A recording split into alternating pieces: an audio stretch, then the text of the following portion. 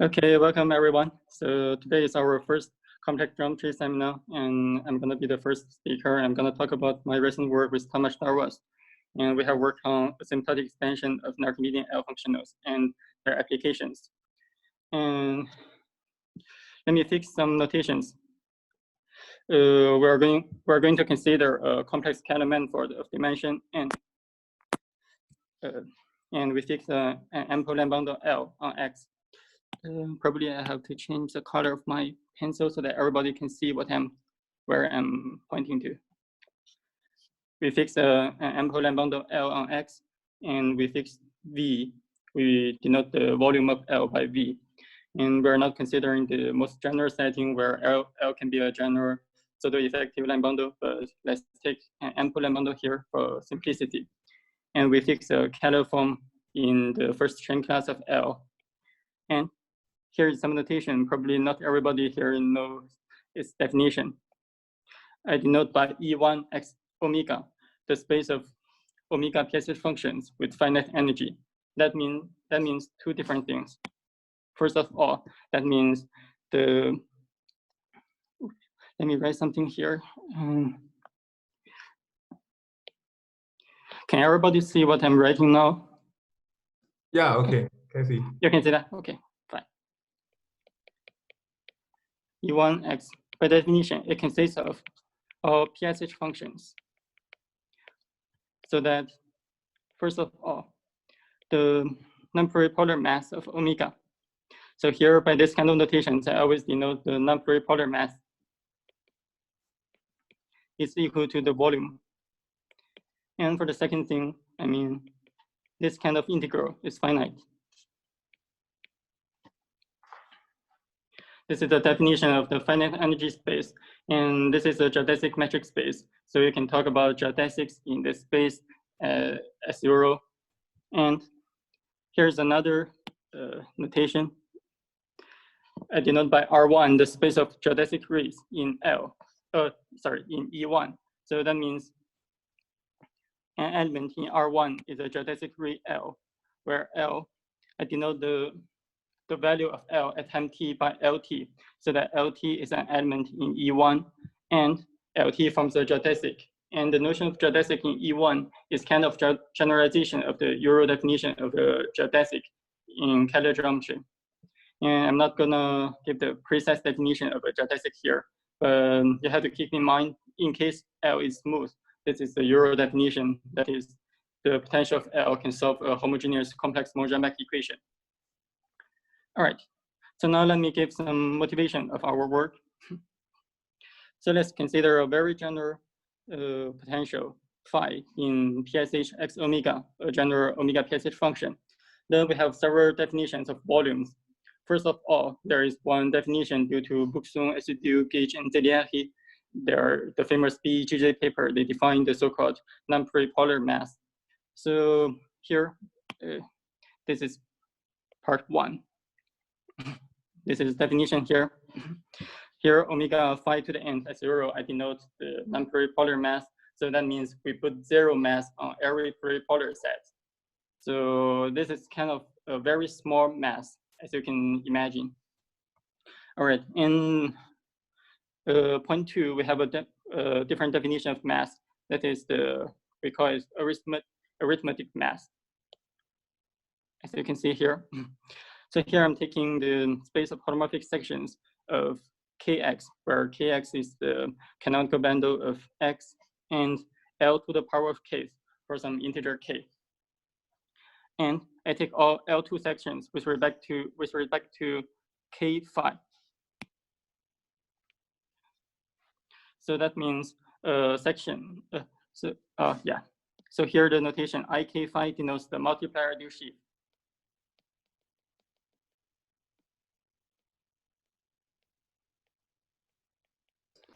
Of K phi.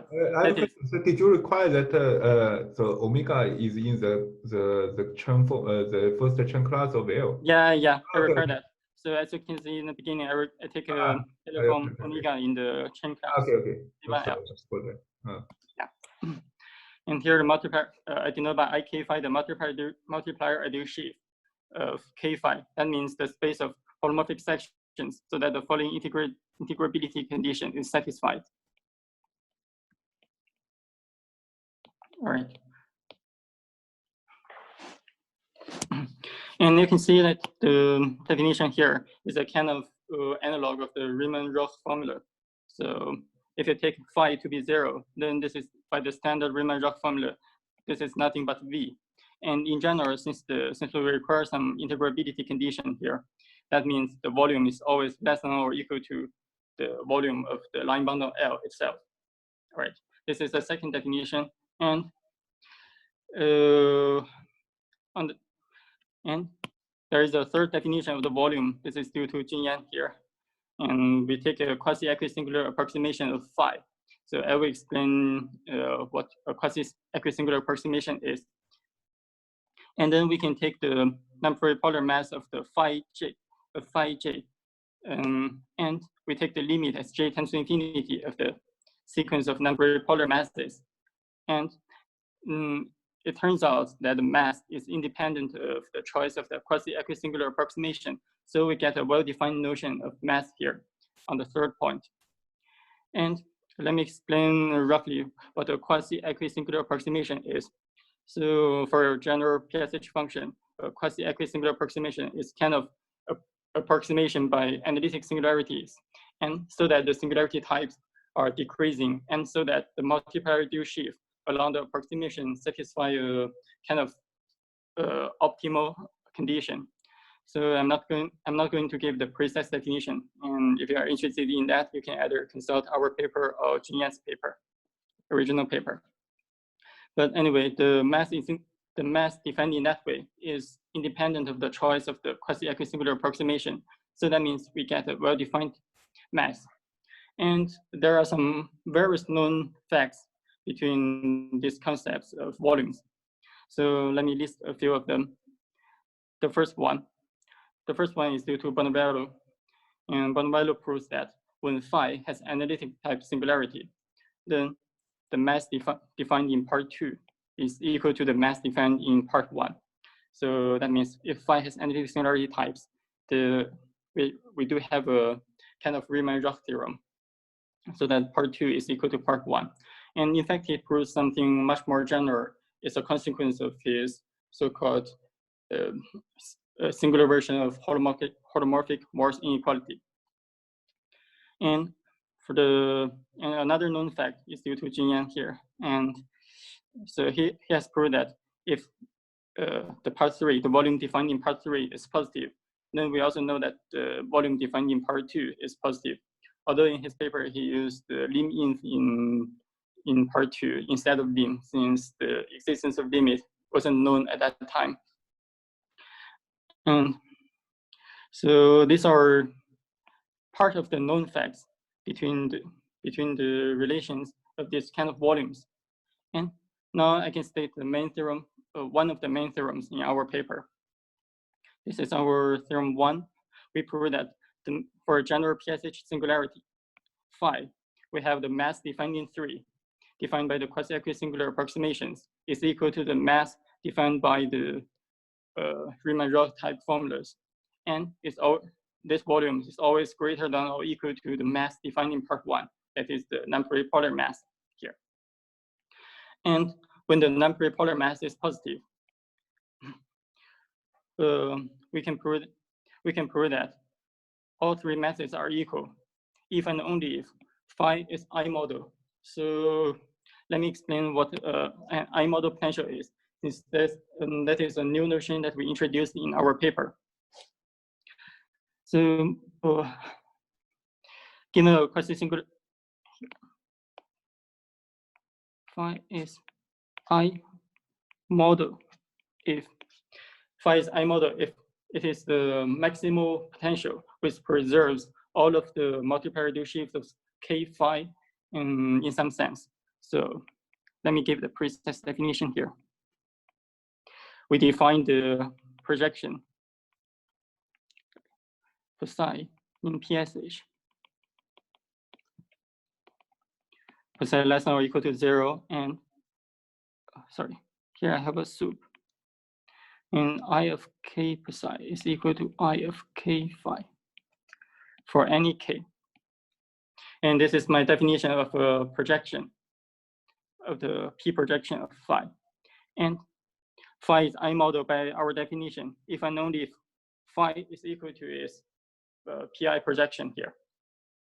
So in some sense, that means phi is the maximal potential below 0, which have the exactly the same information of multiparameter shapes given by phi itself. And this may seem unnatural in some sense at the first seeing, but there are some previous works by Boucksom, and Jonsson. So let me write down them here somewhere. I have some space here. So we have some works by Boucksom, and Jonsson. They prove that the information of all multiparameter shapes, this kind of information, is roughly the same thing as the information of all the low numbers of phi on the variational models. So, and they are roughly they give roughly the same information. And so in some sense, this kind of PI projection we introduced is also the kind of projection that preserves all of the low numbers of the given potential. And we pick the maximal one. All right, so that is our definition of an I model potential here. And we prove that 2 is equal to 1 if and only if phi is an I model potential in this weird sense. Okay, in fact, in our proof, we actually prove somehow much more general fact than that. We prove a geodesic version of the same result. And we then derive theorem 1 from a general result by some kind of differentiation procedure. But in order to introduce the general version, I have to introduce some terminology due to Ross and Whitney-Ström. That is the so-called Ross, the second part, the so-called Ross-Whitney-Ström correspondence. The Ross-Whitney-Ström correspondence, roughly speaking, establishes a projection between the space of geodesic rays and the space of so-called test curves. And let me introduce everything here. So let me remind you that R1 is the space of all geodesic rays in E1. So I think I have introduced the notation here. I have a question. Yeah. So for C, it's of identical singularity, or it's so in your definition of L model. Yep. Phi is in PSH XW, yeah. and phi is phi is a general PSH singularity, and psi is also, we're also taking a general singularity type, singularity. So we don't have any other requirements. Okay.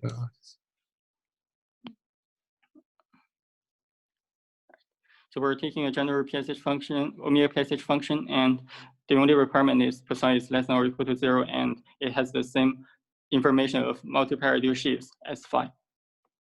Okay. Now, R1 is the space of geodesic rays. It's better to write it here. Geodesic rays in E1. And on the other hand, we have the space of test curves. So let me remind you of the definition of a test curve. This is not a well-known definition, but many people are using it so far.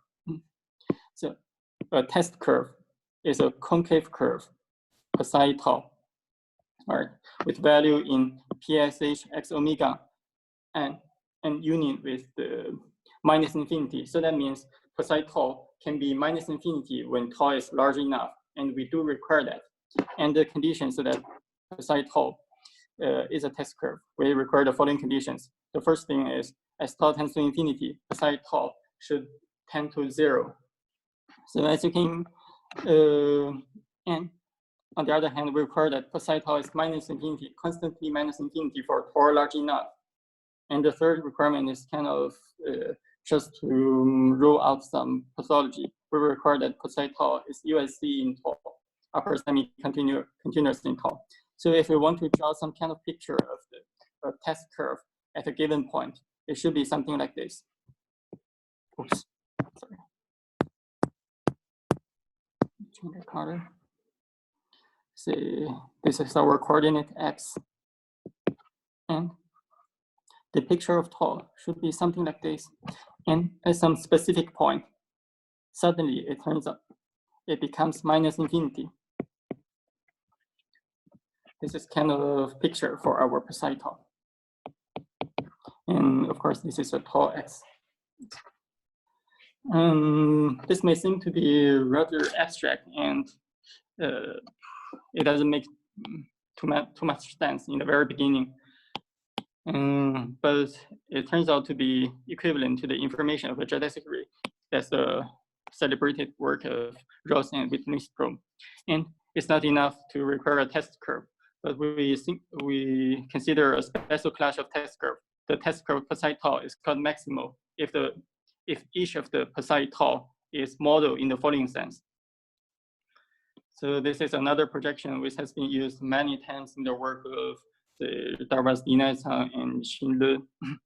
So this kind of projection, we define it as the supremum, and we take an upper semi-continuous regularization here. This is the star here, with respect to psi tau plus c. And here I have a special notation, this kind of wedge notation. Given two PSH functions, this is defined as the supremum of all PSH functions, say eta in PSH x omega, so that eta is less than phi and and eta is less than psi. This is the so-called rooftop operator. You may see some other notations like p phi psi. They're the same thing. It is the biggest, greatest PSH function lying below both phi and psi. And if we consider this kind of rooftop projection, and we let c tends to infinity, then we get some kind of upper envelope of the original function psi tau. And we require that psi tau, p of psi tau is equal to psi tau itself. That is the definition of psi tau being modeled. So you can think of it like something like the singularity type of p psi tau is not so much greater than the singularity type of psi tau, and it's kind of maximal projection in a specific sense. This may seem a little bit unnatural, but if you work with it, you will find that it is really a very natural concept. And one fact I want to mention, this is a trivial fact, but psi tau is I model. If this is true, then psi tau is model. This is mostly a trivial fact. You just have to write down every definition. All right. So now we have a concept of maximal geodesic ray, and by the work of Ross and Whitney-Strom. Oops, this is a bad color. There is a bijection between them. So let me explain what the bijection is. Let's take a general geodesic ray L in R1. Then the corresponding maximal geodesic ray is by definition the Laurent transform of L. So I define L hat of tau as the infimum with respect to t greater than or equal to 0 of Lt minus t tau. All right. So as you can see, this is just the Euro Laurent transform with a different convention. And you can prove that L hat tau is always in a PSH function, or minus infinity, of course. And this is non-trivial, and the fact is known as the Cheeseman's principle.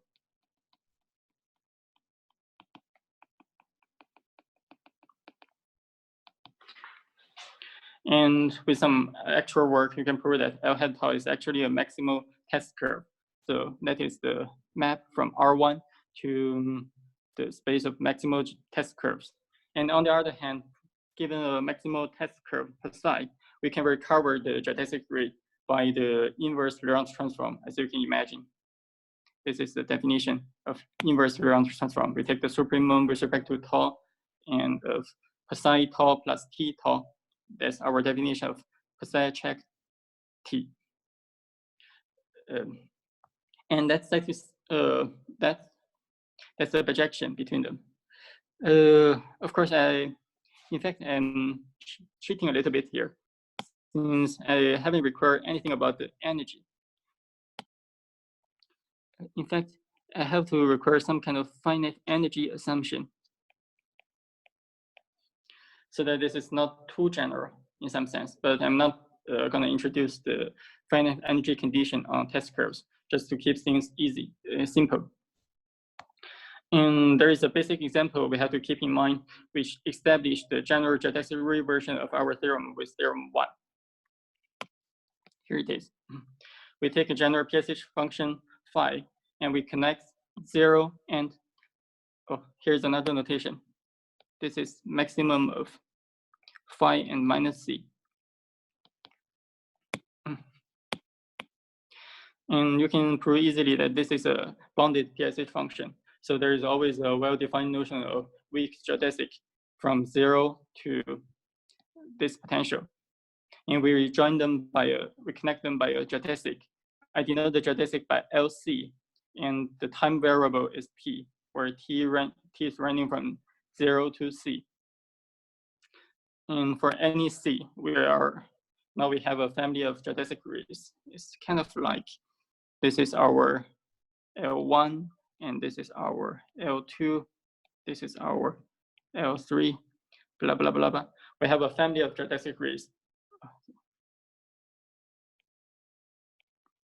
And you can prove that these geodesic groups are actually increasing, and they have a well-defined limit. And I let the limit here. Let me pick another color. I let the well-defined limit here at each fixed time. I denote the limit by L. And this is a geodesic grid. And this is a geodesic grid canonically associated to the given information of a PSH function phi. Okay, so now let's examine, compute the Lorentz transform of L to see what is the test curve corresponding to L. And it turns out that the result is rather simple. I've written down the result here. Here it is. So the test curve is constantly 0 when tau is less than -1. There's -1, and when tau is greater than 0, is constantly -infinity. This is time 0, and between time -1 and time 0, what we do is the following: we put the potential phi at time 0, and we join 0 at time -1 and tau, and phi at time 0 by a linear function here. And then we take the p projection. So we get a concave curve. This is our L hat of tau. And this part is linear, so it's nothing but tau plus 1 times phi. And let me remind you that P is the projection we defined over here. Let me see. Yeah, P is a projection we defined over here. All right. Oh yeah, and another fact that I want to remind you, probably here is the right place. The P projection has a very good property that it preserves the mass.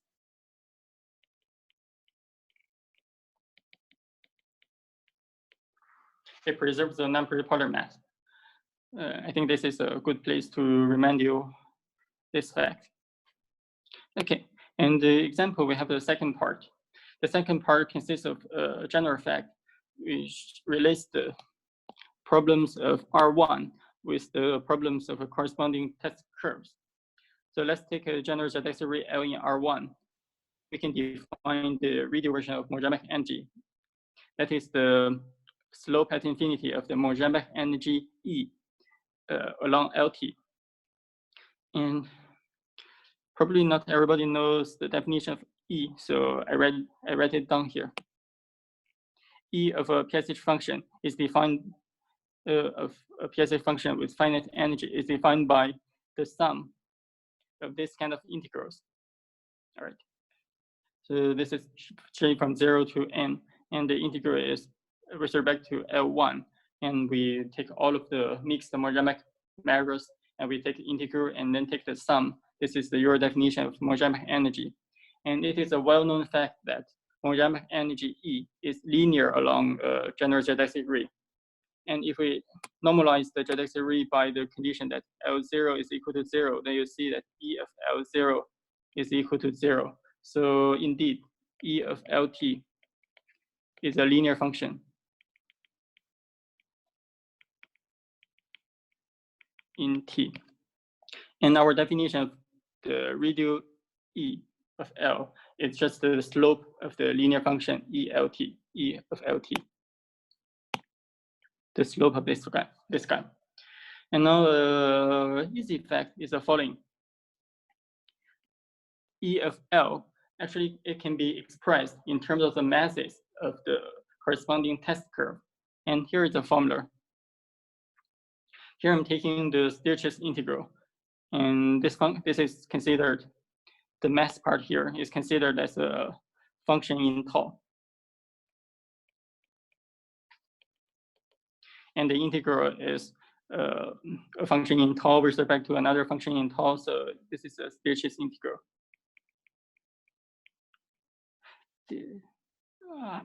I think I forgot how to spell the name Stirch's, so let me forget it. This is Stirch's integral, and if L is suitably normalized, so that this can always be achieved, so that the supremum of LT for any t is equal to 0. This is our definition of suitably normalized or subnormalized. Then you can express the Stirch's integral in terms of the Euro integrals. It turns out to be this guy. So now you can see that the radial Monge energy can be expressed purely in terms of the test curve, and actually purely in terms of the masses of the test curves. It only involves the mass here. So this is a good sign, since you can imagine that if you are given a general test curve, two different test curves, if they have the masses at any point, then their corresponding geodesic ring, although they can be very different, they have the same Monge slope. All right. Now, with these examples in mind, we can actually formulate the general integral version of our theorem 1. So now, as you can see, theorem 1 is only considering one single potential, since the theorem 1 is only about a single potential phi, blah, blah, blah. And by the integral version, we mean that we consider the examples as example 1. For example, in this example here, we are not considering only the single potential phi, but we are considering all of these potentials at the same time. And so we are expecting some kind of relation between the masses of these potentials at any time tau. So by integral, we will get some kind of relation between the integral of the masses for a general geodesic ring. And as you can see, the most natural choice here is just given here. We are considering the naive integral of everything. And so the integrand actually corresponds to the quantity studied in theorem 1. And there should be an integral version of theorem 1 in terms of geodesic rings and relating various kind of energies of a general geodesic ring in that sense. So that motivates the statement of our theorem 2. And that's the main theorem of our paper. The theorem 2, it states that for a general geodesic ring L in R1, we have the following 3 different notions of masses or energies corresponding to what we have done before for a single PSH function. Let me begin with the easiest one here. This corresponds to the Riemann-Roch-type formula in theorem 1. So we're considering the integral of tau along this function, h0 of x, kx tensor product with lk tensor product with I of k l hat tau. So this is the dimension of the L2 sections of kx tensor product with lk with respect to the given information of k l hat tau with respect to this metric, this singular metric. So, and if L is subnormalized, we don't have to use the Stirch's integral. and the integral will become the following. Will become this formula here, the Euro integral here. This is the Euro trick. And this is the analog of the second mass we introduced, the part 2. This is the analog of part 2 we introduced above. And there ought to be one analog of the part 3, of part 1, the non-pluripolar mass here. And the analog turns out to be the following. Simply the slope at infinity of the Monge energy of L. As you can see, where we have given a formula for the slope at infinity of L as follows. You can see that it involves nothing but the mass, the non-pluripolar mass of the Lorentz transform. So it is a good notion of analog of the non-pluripolar mass in term 1. And the most tricky one is part 3. The mass defined by quasi-equisingular approximation of phi. And a priori, there doesn't seem to be a very good notion of course, what it should be in the geodesic setting. But naively, you should take PI projection. That is a projection we introduced here. That turns a general potential into an I model potential. You should take the PI projection on the Lorentz transform side. So that means the correct object here, you should take like if you are given an initial geodesic ray L, then you should take the Lorentz transform L hat tau, and you take the PI projection of L hat tau. And you should expect that this is a test curve, and the inverse Lorentz transform should be a well-defined notion and should be the analog. And that should be the analog of the projection we made use of in theorem 1. And it turns out that this kind of procedure does make sense. If you take a general geodesic ray, the PI projection of its Lorentz transform turns out to be a maximal test curve. And the corresponding geodesic ray is exactly the so-called Berman, Boucksom, Jonsson's maximal projection they introduced in their celebrated paper, the celebrated ABJ15 paper, and there is a second edition last 2 years ago.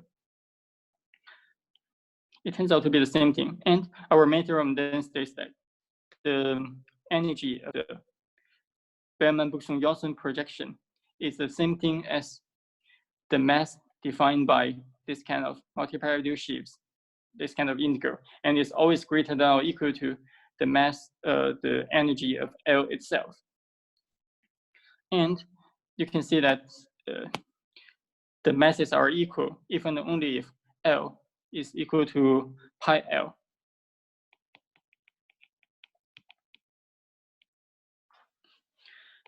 And this result is already proved in the BBJ paper, but we give so that means we give a different proof of the same fact. Okay, so now when, this is just a reformulation of the same thing. Okay, now let's proceed to the third part. I will explain the main idea of the proof of theorem 2, the theorem here. Actually, the theorem is kind of surprising that we can actually prove it, since we're actually using two different ideas for two different inequalities, and it turns out that the optimal constant in the two inequalities are the same thing. So that's how we get the equality. Okay, let me explain the idea of the proof. It suffices to prove. So the first thing we want to do is a remark here. Oops. What did I do? In order to prove theorem 2, we can assume in the very beginning that L is equal to pi L. So we are assuming from the very beginning that L has this good property. Since, as you can see, I explained before that if you pass from L to pi L, what you do on the Lorentz transform side is just you take the PI projection on each L hat of tau. But by taking the PI projection, the multi-paradigm shifts are invariant. So that means the constants here, the function here in top is invariant under the pi projection. So the whole integral is invariant under the pi projection. So that means you change L to pi L. This part is invariant, and this part is obviously invariant.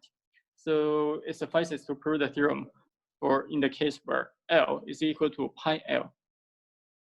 L is, or in the terminology of Berman, Boucksom, and Jonsson, that means L is maximal. Okay, and the proof involves two different inequalities. Let me see. Oh yeah, this is a very first step, a preliminary step. Recall that we have the Ross-Witten-Strom correspondence between R1, the space of geodesic rays, and the space of maximal. I always forget it. Energy. Maximal finite energy geodesic rays. And among E1, there is a space of maximal geodesic rays. This is L in R1, so that L is equal to pi L. That's the space of interest. And under the same correspondence, it corresponds to the space of I maximal geodesic rays. That means this condition holds everywhere. We have already observed this before. Okay, let's come to the actual proof of the theorem. There are two different inequalities. The first is the kind of easy inequality, less than or equal to part. By less than or equal to, I mean E of this part is less than or equal to E of this part of the right-hand side. In fact, in order to prove that, recall that from the very beginning, we record the singular holomorphic Morse inequality due to Bonnevallo. And Bonnevallo's result actually says the following. When phi has analytic singularity types, we have the limit as k tends to infinity of n factorial k to the n is 0 x kx tensor product with lk tensor product I of k phi. This exists and is equal to the non-pluripotent mass omega phi to the n. This is Bonnevallo's paper.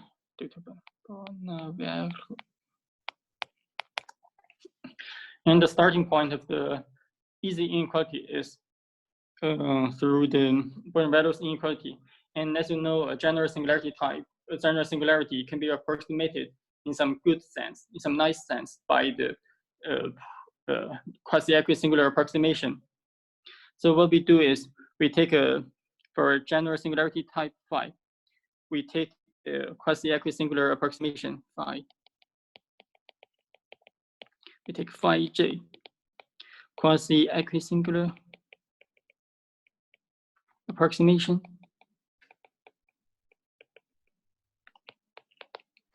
Recall that means phi j is a sequence of analytic singularities, and the singularity types are decreasing, and also phi j satisfy an approximation property on the multiplier ideal shift side.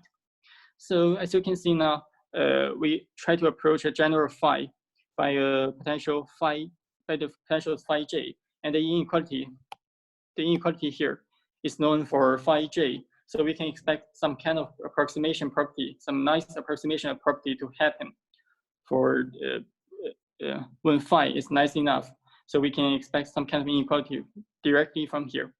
And it turns out that we need one highly non-trivial fact to do so. Oops, sorry. In order to get the direct inequality, we need something like the mass of phi is equal to the limit of the mass of phi j to the n. But this is false. This is not true in general. But we have managed to prove that this is true if phi is I model, that is the pi projection is equal to phi itself. But that suffices for our purpose, since we are only considering the that means for I model potentials, we can already establish the following inequality. I have a question. So the left-hand side of the limited, so you mean if phi j is a singular approximation, then the left-hand side is easier, or I don't know.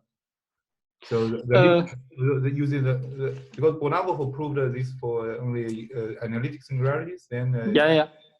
I mean it's also easy, or no. I mean, Bonavov's result is not that easy, but the point is, since we know the result for analytic singularity types, and we know how to approximate a general singularity type by analytic singularity types, so that means we can make use of this this equality for phi j and let j tend to infinity to get some result about general phi. Okay, but there's two limit process here. It's not a very obvious. Yeah, indeed, it's a very there are two different limits here. So let me try to make it precise. This is what we know so far. So phi j is the quasi-accurate singular approximation. And now what I'm doing is the following. I'm taking the limit as j tends to infinity of this guy. And in fact, we don't know if a priori, we don't know if the limit exists. So we can only take the lim sup. All right. Yeah. And now the fact is, the point is the following. Since phi j, the singularity types of phi j are decreasing. So that means the multi-priority shifts are also decreasing. So H0 is decreasing function in J. You see that? Yeah. So we can eventually get, something like H0 of x kx tensor lk tensor I of k phi. This guy is less than or equal to H0 of x kx tensor product lk tensor I of k of phi j for any j. So that's why we can, in some sense, change the limit precise to get the less than or equal to part of the inequality. Okay. I know. Yeah, but as you can see here, the only problem is we don't know if the limit is actually equal to the mass of phi, right? Yeah. Okay, so that's the point. What we have proved is the following: when phi is an I-model potential, then we do have the equality here. So then nothing is hard. So then we can prove we have already proved the following fact: the upper bound. Only when phi is I-model. But since we have that for every I-model potential, we can apply it to the Lagrange transform of a maximal geodesic ray. Since the Lagrange transform of a maximal geodesic ray at any point, it is the I-model potential. So we can apply this, and we take the integral. Let me call this star. Take integral of star. We get less than or equal to a part. So let me see. By the less than or equal to part, I mean in the statement of theorem 2. In the statement here, we get the less than or equal to a part by what has explained. And the other inequality is kind of harder. We have to show that this is greater than or equal to that part. And let me introduce one terminology here, and I think this is the correct place to do so. This is, I call this the non-Archimedean LK functional of L. And this is an analog of the well-known Donaldson's LK functional. And Donaldson's LK functional, I will explain what it is in a few seconds. There is one Archimedean analog of this result due to Donaldson and also due to Berman Boucksom. Oh, I think I have written it down below, so I don't have to write down everything here. Yeah, it's written down. It's already written down here. The step 3 is about the greater than or equal to part. And for the greater than or equal to part, we need the following ingredients. The first one is what I want to record, the Berman Boucksom result. They have their, I think it's an ACTA paper. They consider this kind of determinant, and the notation is rather complicated. So let me explain everything. Here we have the Hilbert map the Hilbert map is kind of quantization of the PSH function. If you start with the PSH function phi, then the Hilbert map of phi is defined as a Hermitian metric on the Hilbert K of phi is a Hermitian metric on the space of all sections. And as a Hermitian metric, I have to define, I have to pick up element f in H0, and I have to define the L2 norm of f, what it is. And I define it to be the following integral. And so, as you can see in the definition here, in f, there are two parts. One part is related to Lk, and is canceled out by the e to the minus k phi here. It becomes a constant, it becomes a function. And there is a part of kx, but then I can take kx, so that means in the end, this part will be a section of kx tensor product with kx bar. So we can identify a section of that guy with a mirror. So that's how I have identified this guy with a mirror on x. So that's why I can take the integral directly without referring to any volume forms. That's the definition of the Hilbert map. And now I'm taking the determinant of the Hilbert map over the determinant of Hilbert map of 0. Since the determinant of a Hermitian metric itself is not well defined, but only the quotient is well defined, a well-defined number. I take the quotient and then I take the log, and then I take some kind of normalization here, which is not so important. And then this part is the classical concept of Lk functional introduced by Donaldson.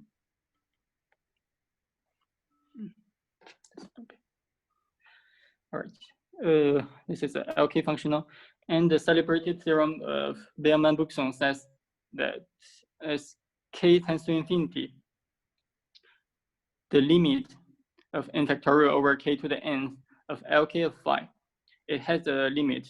The limit turns out to be 1/2 times e of phi, the Monge energy. So you can regard the Lk functional as a kind of quantization of the Monge energy.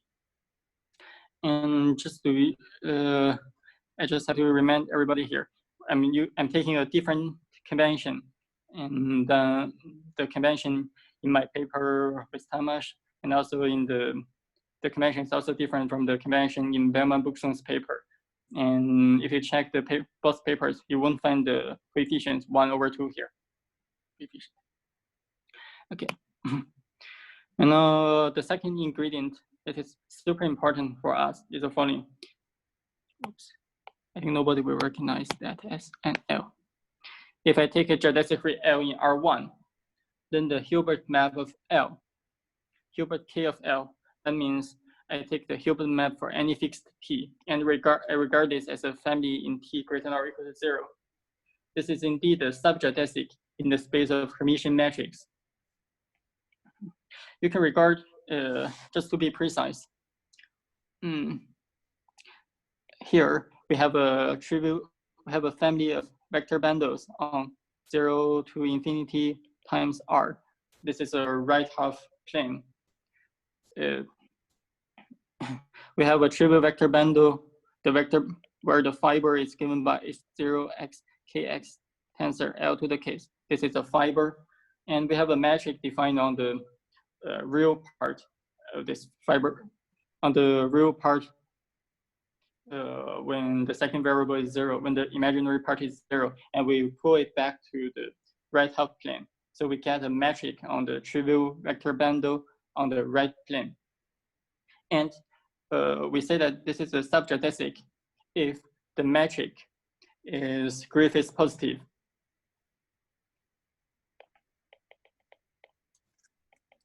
The metric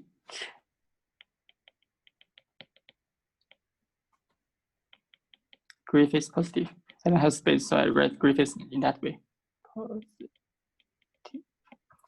If it is Griffiths positive, And then it is a celebrated theorem due to Benson that if L is a geodesic ray, then Hilbert K of LT is actually a subgeodesic. And indeed, what he has proved is somehow stronger. He has proved the Nagano positivity instead of only the greatest positivity. And here is a subtle remark that probably some of you have noticed. Since L required only L to be in R1, but in the original formulation of Benson's theorem, it requires somehow the smoothness.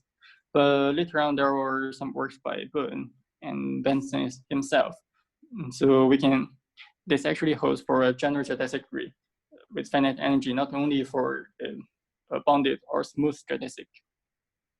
Okay. Now we're, and then we are going to, yeah, there is a last ingredient here.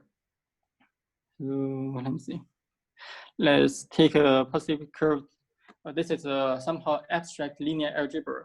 And I find it very surprising that nobody has ever written down a proof. Probably I just don't know if anybody has done that before. Let me consider a general family of positively curved family of positive Hermitian forms on a fixed vector space. Say the vector space is V. And here the positively curved condition is the same as in part B. We consider Griffith's positivity of the corresponding matrix, or the corresponding matrix on the trivial vector bundles. Then we have the following fact. Then the limit of the determinant, the limit slope at infinity of log of determinant of the norm S over the norm at 0. This guy, we can actually compute it in a very simple way. It turns out to be another Stieltjes integral. And in the Stieltjes integral, here we have a filtration. The filtration is the filtration naturally defined by the family of norms. I define the lambda h of an element V in the vector space by the lim sup of this guy. And then the filtration is given by,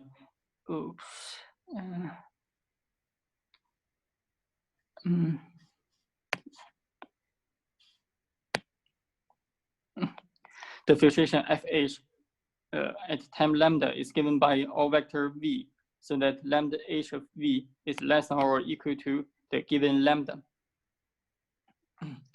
As you can check, this is indeed the filtration, and it's a filtration naturally associated to the given family of norms. And then we can take the dimension of the family, and this is another function in lambda, and we take the Stieltjes integral as written here, and we can prove that they are actually equal. I think I have another assumption which I haven't written down here. And there are some mild assumptions.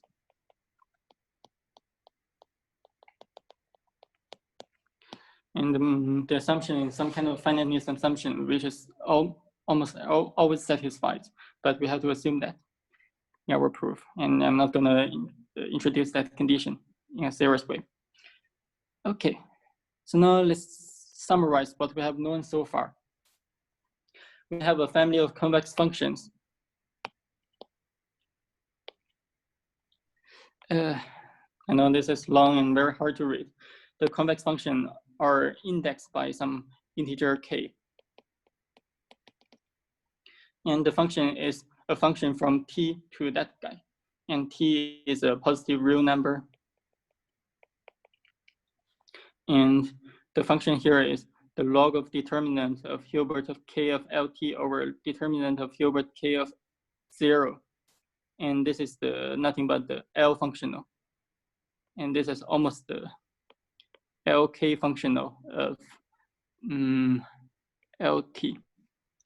And as I have recorded before, it is a consequence of Benson's convexity theorem that this guy is actually convex in T. And by the result I recorded in part 1, that is the Berman-Boucksom result, I know that for each fixed T, if I let K tends to infinity, it actually converges to the Monge energy of LT. So again, this is a convex function, and even it is a linear function in T. So now we have a family of convex functions converging pointwisely to another convex function. And there is a general result about this kind of convergence and the relation of their slope. And by the general convex analysis, you will find that the slope of the limit is less than or equal to the slope of each of the less than or equal to the limit of the slope of these functions.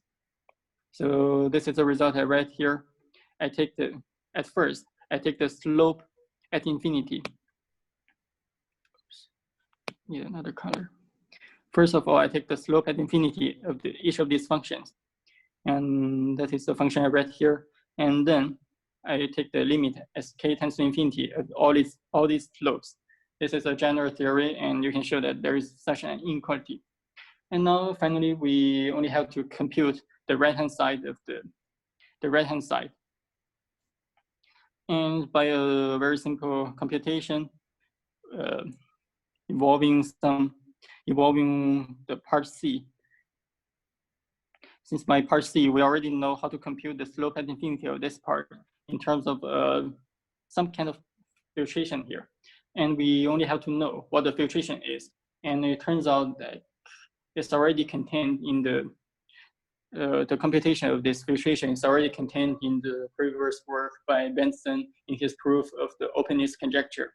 He has already done this kind of computations, and we make it, we follow his argument and make it more general, and we can compute the filtration associated to this specific situation.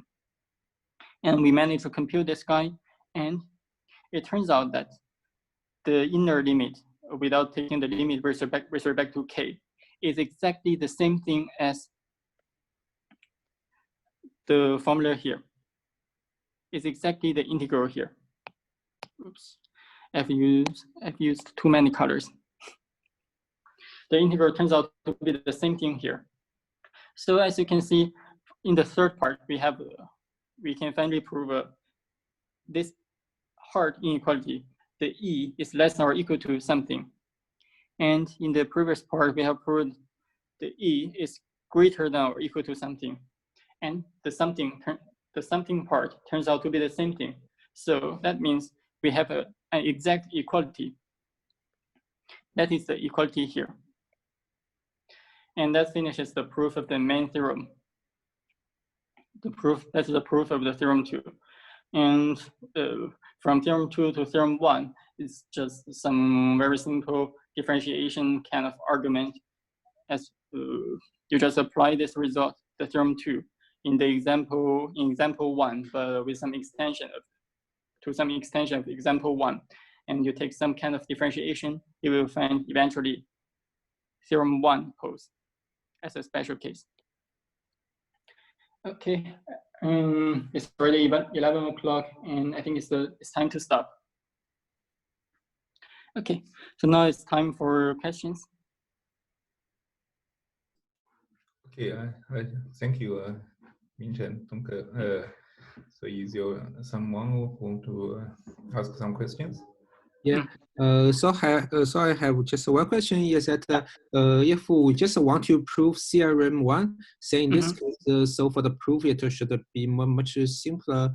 That means that in this case we don't need to take the geodesic ray, right? In fact, in that case, if you only want to prove theorem 1, the only proof I have in mind is also to follow the proof of theorem 2. Basically the same proof. Yes.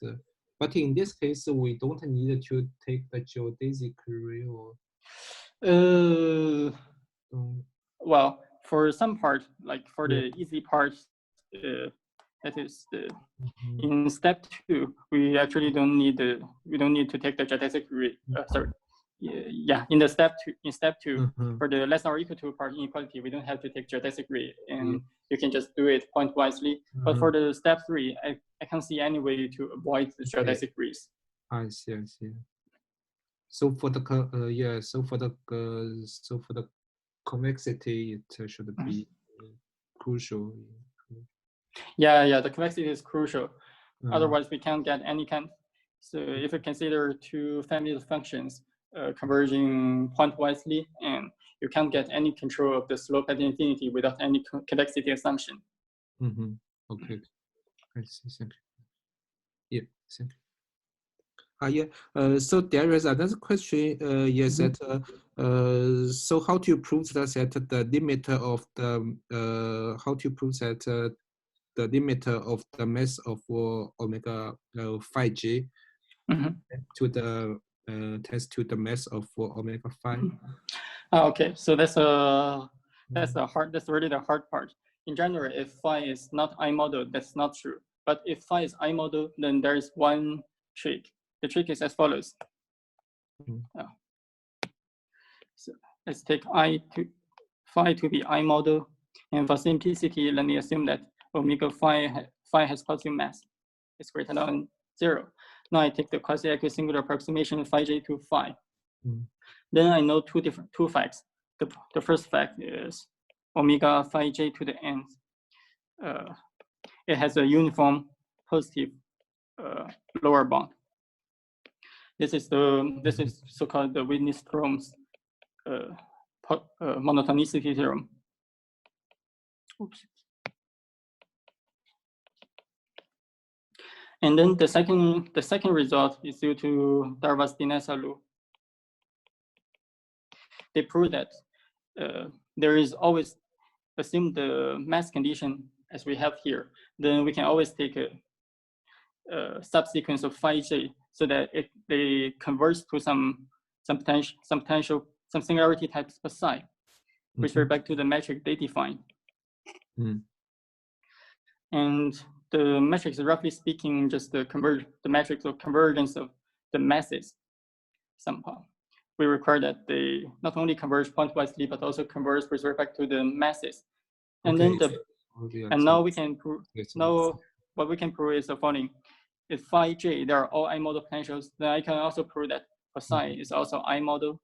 And another fact is, if I assume that a priori phi is also, I have assumed that phi is also I model. So in order to prove that phi is actually equal to psi, I only have to prove that they have the same multiplier ideal sheaves. And that's roughly speaking just the definition of the quasi-equisingular approximation. You can use the definition to prove that they have all the same multiplier ideal sheaves. So you will get that phi is equal to psi. But as I've said in the second part, the limit here preserves the masses, and you know that psi is equal to phi. So that means the mass, the non-pluripolar mass, is converging along the sequence, along the quasi-equisingular approximation. Okay, I see. Thank you. Yeah.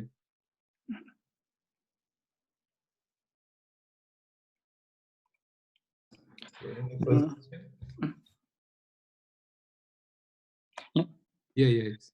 You want to say something? Thank you. All right. If there are no more questions, then I think we can just stop here.